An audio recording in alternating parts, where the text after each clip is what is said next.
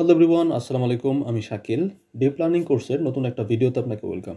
তো আজকের এই পার্টিকুলার ভিডিওতে আমি মূলত কথা বলবো আনফোল্ডিং অথবা আনরোলিং অফ রিকারেন্ট নিউরাল নেটওয়ার্ক। ওকে, তো প্রিভিয়াসলি আমি আসলে রিকারেন্ট নিউরাল নেটওয়ার্ক নিয়ে কথা বলছিলাম এবং আমরা রিকারেন্ট নিউরাল নেটওয়ার্কের একটা সাইকেলিক আর্কিটেকচার দেখছিলাম। ওকে, তো এটা হচ্ছে কি রিকারেন্ট নিউরাল নেটওয়ার্কের সাইকেলিক আর্কিটেকচার। ওকে, সাইকেলের মতো।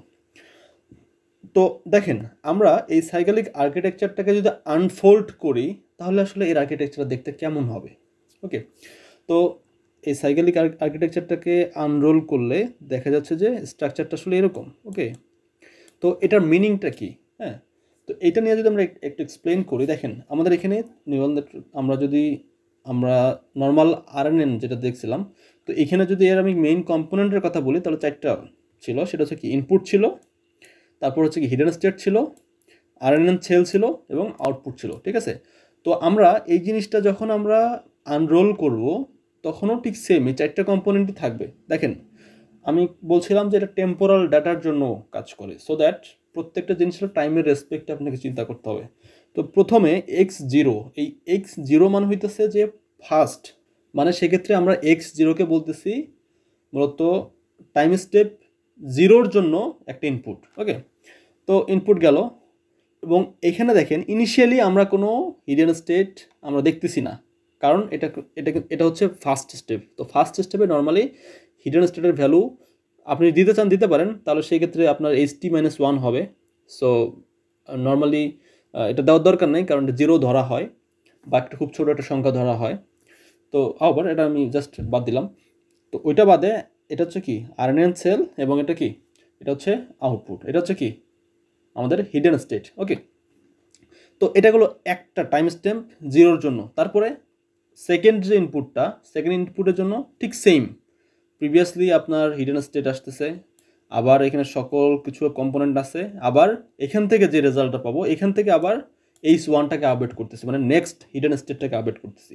তারপর X2 এর জন্য যদি আমি হিসাব করি ঠিক সেম, দেখবেন সেমভাবে সব কিছুই আছে, আবার ওইখান থেকে আমরা নেক্সট স্টেপের জন্য হিডেন স্টেটটাকে আমরা আপডেট করতেছি। তো এভাবেই মূলত চলতে থাকবে।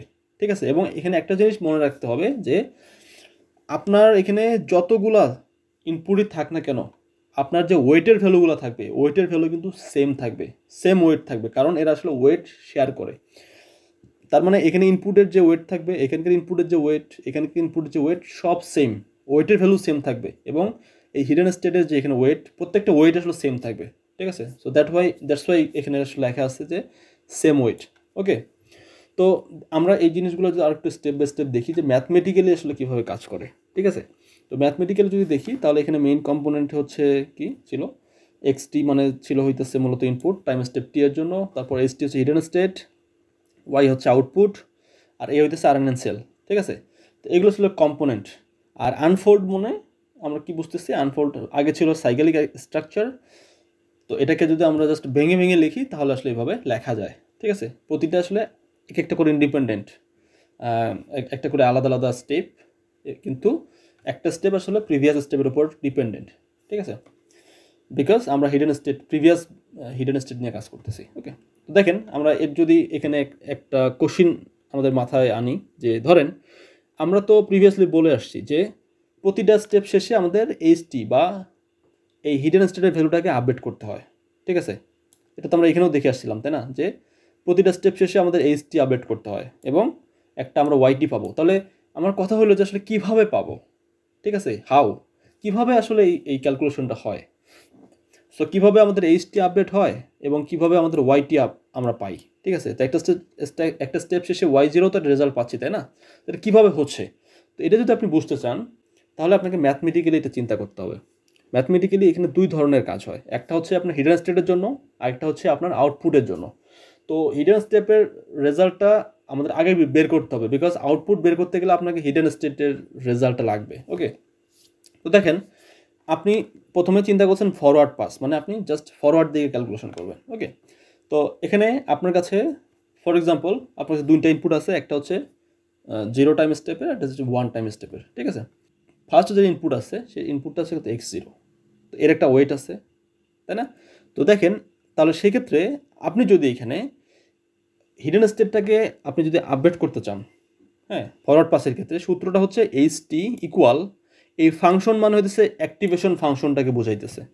কারণ আপনি হিডেন স্টেট আপডেট করেন অথবা আউটপুট আপডেট করেন, আপনি যেটাই আপডেট করেন না কেন আপনার একটা অ্যাক্টিভেশন ফাংশন থাকবেই। আউটপুট লেয়ারের ক্ষেত্রে, আউটপুটের ক্ষেত্রে আলাদা সিগময়েড অথবা সফটম্যাক্স, আর হিডেন স্টেটের ক্ষেত্রে এর আউটপুটটা আলাদা, সেক্ষেত্রে অথবা 10H বা অন্য কিছু বা রিলো। তো দেখেন আমরা যদি এর ক্যালকুলেশনের দিকে তাকাই, তাহলে এর মেইনলি ক্যালকুলেশন হচ্ছে ওয়েট অ্যান্ড এক্স, তার মানে যখন যাচ্ছে এর ওয়েট এবং এই এক্সের ভ্যালু। ওকে, এবং আরেকটা হচ্ছে কি WHH এবং HT-1, মানে প্রিভিয়াস যে হিডেন স্টেট ছিল এই প্রিভিয়াস হিডেন স্টেটের ভ্যালু এবং এই হিডেন স্টেটের ওয়েট। তো যেহেতু আমরা যদি মানে ম্যাথমেটিক্যালি চিন্তা করলে ফার্স্ট স্টেপের ক্ষেত্রে নর্মালি যদি না থাকে, তাহলে ফার্স্ট স্টেপের ক্ষেত্রে আসলে এই অংশটুকু হয়তো বা থাকবে না, কিন্তু এই অংশটুকু থাকবে, এই অংশটুকু এবং এই অংশটুকু থাকবে। ঠিক আছে, এটা হচ্ছে কি, এটা হচ্ছে মূলত আপনার ফরওয়ার্ড পাসে আপনাদের হিডেন স্টেটকে কীভাবে আপডেট করতে হয় সেই সূত্রটা। ঠিক আছে, সেই স্টেপগুলো আমার এখানে লেখা আছে। ঠিক আছে, তো এখন যখন আমরা হিডেন স্টেটটাকে আপডেট করে ফেলছি, এখন আমাদের কাজ হইতেছে আমাদের আউটপুটটাকে বের করা। ঠিক আছে, একটা স্টেপ শেষে যে আউটপুটটা কী আসবে, তো আউটপুট বের করার সূত্রটা হইতেছে মূলত জি অফ সামথিং। এখন এই জি মানে হচ্ছে এটাও একটা ফাংশন, এই ফাংশনটা মূলত আসলে এই আউটপুট ফাংশন হিসেবে মানে চিন্তা করা হয়, মানে সফটম্যাক্স অথবা সিগময়েড হিসেবে চিন্তা করা হয়। ওকে, তো দেখেন এখানে তাহলে আমরা কি করতেছি, এখানে মূলত আমরা হিসাব করব হচ্ছে এই যে হিডেন স্টেটটাকে আমরা আপডেট করলাম প্রিভিয়াসলি, প্রথমে হিডেন স্টেটটাকে আপডেট করলাম, হ্যাঁ, এই হিডেন স্টেট ইনটু এই হিডেন স্টেটের যে ওয়েট, সেই ওয়েটটা প্লাস বায়াস। ঠিক আছে, মানে খুবই সিম্পল, প্রথমে আমরা আসলে HT মানে হিডেন স্টেটটাকে আপডেট করব, তারপর ওই হিডেন স্টেট এবং হিডেন স্টেটের ওয়েটটাকে ধরে বায়াসটাকে যোগ করে আমরা আউটপুটটা পাবো। এখন এটা তো গেল আসলে একটা স্টেপে, ফর এক্সাম্পল, তাহলে নেক্সট স্টেপে যখন যাচ্ছে লং সিকোয়েন্সের জন্য যদি 100টা এরকম ইনপুট দিতে হয় তাহলে কি হবে, ঠিক সেমভাবে যেতে থাকবে। তারপরে নেক্সট স্টেপে আসবে এই যে হিডেন স্টেটটাকে আমরা আপডেট করলাম, এটা পরবর্তীতে এর প্রিভিয়াস হিডেন স্টেট হিসেবে কাজ করবে। ঠিক আছে, এবং ইনপুট তো একটা আছেই, আবার এখানে আমরা সবার আগে এইচটাকে আপডেট করব, আপডেট করার পর এই এইচের উপর বেস করে আবার ওয়াইটাকে আপডেট করব বা ওয়াই রেজাল্ট আমরা বের করব, তারপর আবার নেক্সট স্টেপে যাব, নেক্সট স্টেপে আবার এটা প্রিভিয়াস হিডেন স্টেট হিসেবে কাজ করবে। তো এভাবেই মূলত আসলে চলতে থাকবে। ঠিক আছে, তো এই ব্যাপারগুলোই যদি আমরা একটু ম্যাথমেটিক্যালি দেখি যে কীভাবে হয়, তাহলে দেখতে পাবেন যে মানে খুব সুন্দর একটা এক্সাম্পল আছে, একটু পরে আমি দেখাবো। তো এই কথাটাই আসলে এখানে লেখা আছে যে ওয়েট যেহেতু শেয়ার করে, যে দেখেন যেহেতু ওয়েট শেয়ার করে, সো দ্যাট আমাদের যে ওয়েটের ভ্যালুগুলো যে এখানে দেখতেছেন না প্রতিটা স্টেপে যে ওয়েটগুলো, যেমন এখানে একটা ইনপুটের ক্ষেত্রে একটা ওয়েট আছে, তারপর হইতেছে হিডেন স্টেটের একটা ওয়েট আছে। তো এই যে ওয়েটগুলা, হ্যাঁ, এই ওয়েটগুলা মানে এখানে লেখা আছে যে XH এটা হচ্ছে ইনপুটের, আর HH হচ্ছে হিডেন স্টেটের, আর HY মানে হিডেন স্টেট টু আউটপুট। তো এই ওয়েটগুলো আসলে সেম থাকবে, যখন আপনি এখানে ক্যালকুলেশন করবেন তখন আপনার ওয়েট সেম, তারপরে যেটা থাকবে সেটাও ওয়েট সেম, মানে এই ওয়েটের ভ্যালুগুলো কোনো পরিবর্তন হবে না। ঠিক আছে, জাস্ট এখানে পরিবর্তন হবে ইনপুটের ভ্যালু, ওয়েটের ভ্যালু সেমই থাকবে। ওকে, তো এভাবে মূলত আসলে আপনার ফরওয়ার্ড পাঁচ কাজ করে। তো আমরা একটা এক্সাম্পল দেখি ডিটেলস, তাহলে বুঝতে পারবো। ধরেন আমার কাছে একটা সিম্পল একটা RNN আছে যেখানে মূলত দুইটা স্টেপ, একটা হচ্ছে X0 একটা X1। ওকে, তো দুইটা স্টেপের জন্য কীভাবে কাজ করে, যেমন টাইম স্টেপ যখন 0 মানে এটার জন্য আমরা হিসাব করতেছি, তখন দেখেন এর একটা হচ্ছে আপনার ওয়েটের ভ্যালু আছে, তাই না, এই ওয়েটটা হচ্ছে কি এই XH মানে ইনপুট থেকে hidden state, so XH weight, এবং এই X0 মানে এই ইনপুটের ভ্যালু। ওকে, ইনপুট এবং এর ওয়েট গেল, প্লাস হইতেছে প্রিভিয়াস হিডেন স্টেট থাকার কথা ছিল কিন্তু ফার্স্ট স্টেপ জন্য আসলে নাই, কারণ ইনিশিয়ালি আসলে 0 ধরা হয়, প্লাস বায়াস।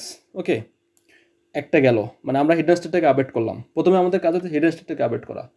এবার আমরা কি করব, এই হিডেন স্টেটের উপর বেস করে আমরা আউটপুটটাকে আপডেট করবো। দেখেন এই যে এই হিডেন স্টেটের ভ্যালু প্লাস ওয়েট, হিডেন স্টেটের ওয়েট প্লাস বায়াস, তাহলে আমাদের কি হইলো, এখানে আমরা হিডেন স্টেটটাকে আপডেট করলাম, আমরা এখান থেকে আমরা আউটপুটটা পাইলাম, একটা স্টেপ শেষ হইলো, টাইম স্টেপ 0 শেষ।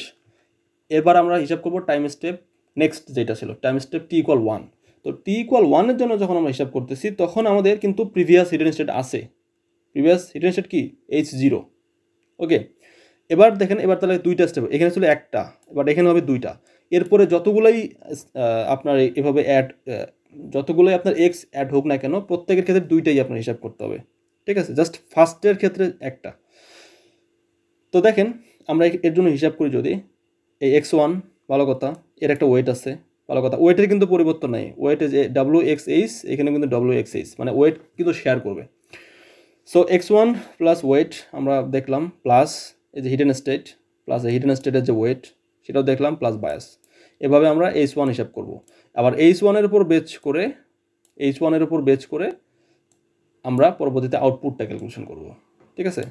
এবং আমরা হিডেন স্টেটের ক্ষেত্রে অ্যাক্টিভেশন ফাংশন ইউজ করবো রেলু, এবং আউটপুটের ক্ষেত্রে আমাদের অ্যাক্টিভেশন ফাংশন ইউজ করবো সিগময়েড বা সফটম্যাক্স। এভাবে আমরা দুইটা আমরা হিসাব করব, দুইটা আমরা পাইলাম। এখন যদি ধরেন টাইম স্টেপ t=2 যদি থাকতো, তাহলে ঠিক সেমভাবে হিসাব করতাম, t=3, 4 সেমভাবে আমরা হিসাব করতাম। দেখেন t= যদি আমরা 2 ধরি, সাপোজ এখানে আরেকটা স্টেপ আছে, আরেকটা, তো একইভাবে আমরা ওয়েট হিসাব করব, ইনপুট দেব, আমরা প্রিভিয়াস হিডেন স্টেপ ধরবো। তারপর ঠিক সেম এই যে H2 আপডেট করলাম, এই H2 এর উপর বেস করে আমরা আউটপুটটা দিব। t=3 জন্য ঠিক সেম, এই যে t=3 জন্য প্রিভিয়াস হিডেন স্টেট, আর বাকি সবগুলো কিন্তু একই রকম, ঠিক আছে? তো এভাবেই মূলত আপনার t=n সংখ্যক যদি হয়, তবুও ঠিক সেম স্টাইলে আসলে আমরা সব কিছু আসলে আপডেট করব, ঠিক আছে?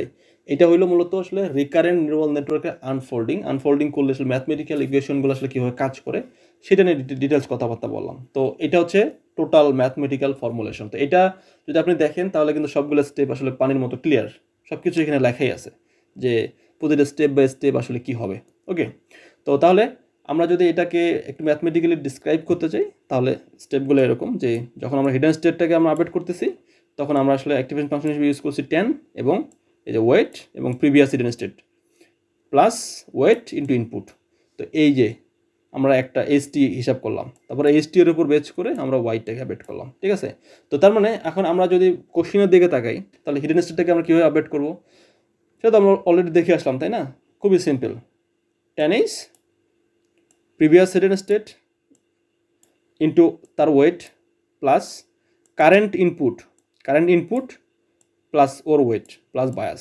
এভাবে আমরা কারেন্ট HTটাকে আপডেট করব। তারপরে এর উপর বেস করে পরবর্তীতে আমরা এই যে HT এবং ওর ওয়েট প্লাস বায়াস, এই যে সিগময়েড অ্যাক্টিভেশন ফাংশন ইউজ করা হয়েছে, এভাবে আমরা ওয়াইটা পাবো। তো এভাবে মূলত আসলে সব কিছু আমাদের আপডেট করতে হয়। তো স্টেপ বাই স্টেপ আমি ট্রাই করছি আসলে আপনাদের রিকারেন্ট নিউরাল নেটওয়ার্ক কীভাবে কাজ করে এটা বোঝানোর জন্য। তো নেক্সট ভিডিওতে আমি রিকারেন্ট নিউরাল নেটওয়ার্ক রিলেভেন্ট অন্য কোনো টপিক নিয়ে কথা বলবো। সেই পর্যন্ত ভালো থাকবেন। আসসালামু আলাইকুম।